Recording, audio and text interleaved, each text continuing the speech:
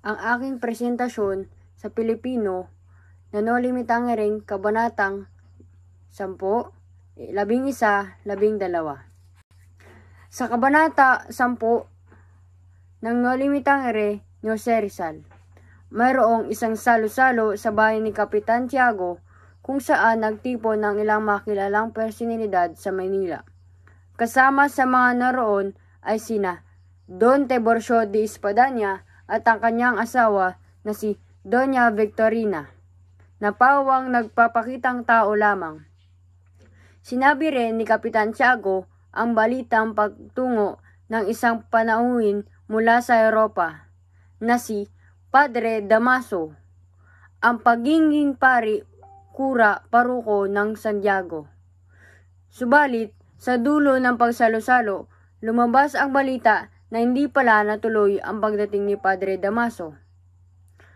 Ang isa sa mga mahalagang pangyayari ay ang paglantad ng mga karakter tulad nina Don Tiburcio de Espadaña at Doña Victorina, na pawang nagpapakitang tao lamang at nagtataglay ng mga hangal na katangian. Ang papakilala rin kay Padre Damaso, ang bagong paring kura paruko ng San Diego, at ang biglang pagkabigo ng kanilang pagdilat, dating ay nagdulot ng interes at atensyon sa kwento. Ipinakita ng kabanata na ang karakter ay mayroong lihim na personal na tunggalin na maaring magkaroon ng malalim na epekto sa kanilang mga buhay at kwento mismo. Isa sa mga aral na maaaring matutunan ay ang pagiging mapanuri sa mga tao at hindi basta-basta sang-ayon sa kanilang mga payag o magpapakitang tao.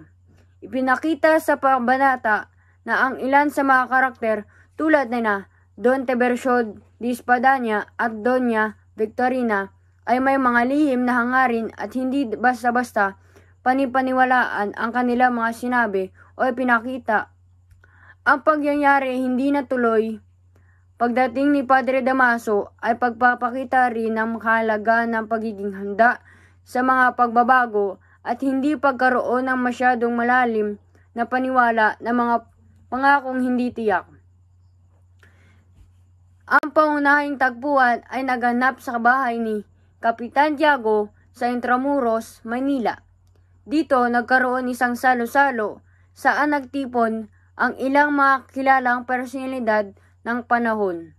Ang bahay ni Kapitan Tiago ay naging lugar ng mga mahalagang pagtipon at pangyari sa nobela, kung saan naganap ang mga kaganapan sa nagpapakita na yaman, sosyal at relasyon at mga lihim ng lipunan sa panahon ng Kastila.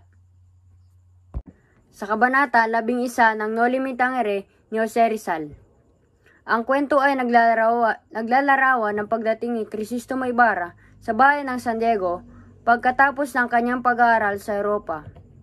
Siya ay bumalik upang asikasuhin ang mga pinamana ng kanyang yumaong ama. Sa kabanatang ito, ipinakilala niya ang kanyang sarili sa kanyang mga kaibigan at kapitbahay.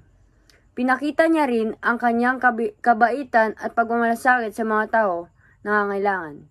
Subalit, kahit na may mabuting intensyon si Ibarra, may ilang mga tao ay masamang hangarin laban sa kanya.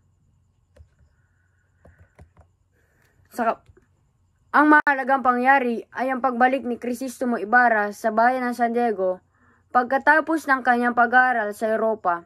Sa pagbalik niya, ipinakilala niya ang kanyang sarili sa kanyang mga kaibigan at kapitbahay, pati na rin ang kanyang mga layunin at mga plano para sa bayan. Ang kanyang pagdating ay nagbibigay ng pag-asa at pag-asa sa mga tao. Ngunit nagpapakita rin ito ng posibleng nagbabago at hindi pagtanggap ng ilang mga elemento ng lipunan, lalo sa mga taong may mga personal na agenda at galit laban sa kanya. Ang kahalagaan ng pagiging mabuting tao at pagmamalasakit sa kapwa. Sa pagbalik ni Crisostomo Ibarra sa San Diego, ipinakita niya ang kanyang kabaitan at pagmamalasakit sa mga tao sa pamamagitan ng kanyang mga gawaing makapanggawa at pagtulong sa mga nangangailangan. Ipinakita niya rin ang kahalagan ng pag-unawa at pakisama sa kapwa, kahit na may ilang tao na may masamang hangarin laban sa kanya. Ang pagiging mabuting tao at pagmalasakit sa kapwa ay mga halaga na maaaring magdala ng pagbago at pag-asa sa lipunan. Ang pangunahing tagpuan ay ang bayan ng San Diego, kung saan bumalik si Crisostomo Ibarra pagkatapos ng kanyang pag-aaral sa Europa. Dito, sa bayang ito, ipinakilala niya ang kanyang sarili sa kanyang mga kaibigan, kapitbahay. Ang mga pangyayari sa kabanatang ito ay naganap sa iba't ibang lugar sa bayan tulad ng kalsada, bahay, at iba pa na nagpapakita ng buhay at kultura ng mga tao sa San Diego. Sa kabanata 12 ng Noli Me Tangere ni Jose Rizal, binigyan din ang pagkilala kay Elias, isang mahalagang karakter sa nobela. Nakilala si Elias nang magtungo si Crisostomo Ibarra sa gubat upang bisitahin ang kanyang mga yumao. Doon, nakasulubong niya si Elias, ang batang lalaki na nagtrabaho upang suportahan ang kanyang pamilya. Sa kanilang pag-uusap, ibinahagi ni Elias ang kanyang mga pananaw sa lipunan, kanyang mga pangarap, at ang mga kahalaga ng kalayaan at katarungan. Sa pamamagitan ng kanilang pagkakaibigan, nagpasya si Ibarra na tulungan si Elias sa kanyang mga pangangailangan. Subalit, sa kabila ng kanilang mga hangarin, nagpahiwatig si Elias lihim na hindi pa nahayag. Ang mahalagang pangyayari ay ang pagtagpo at pag-uusap ni Crisostomo Ibarra at Elias sa gubat. Sa pag-uusap na ito, ipinakilala ni Elias bilang isang mahalagang karakter na mas malalim na pag-unawa sa lipunan at may intinding hangaring makamit ang katarungan at kalayaan. Ang pagkakilala ni Ibarra kay Elias ay nagbukas pinto sa isang makabagong relasyon at pakikitungo sa lipunan para kay Ibarra, pati na rin sa mamabasa, habang patuloy nilang sinusundan ang kanilang mga buhay at pakikibaka. Ang kahalagahan ng pag-unawa sa mga taong nasa ibang antas ng lipunan at ang kanilang pagkidaraan sa pag-usap ni Crisostomo Ibarra at Elias, ipinakita ang kahalagan at pakikinig at pagbibigay halaga sa mga saloobin at pananaw ng iba, lalo na ng mga mahihirap at pinagsamantalahan sa lipunan. Ang pagtanggap sa at pagtulong sa kapwa, kahit na sila ay nasa mas mababang antas ng lipunan, ay nagpapakita ng tunay na kabutihang loob at pagiging makatao. Bukod dito, ipinakita rin ang pagpapalaga sa kalayaan at katurungan ng mga halaga dapat ipaglaban para sa kapakanan ng lahat. Ang pangunahing tagpuan ay ang gubat sa paligid ng bayan.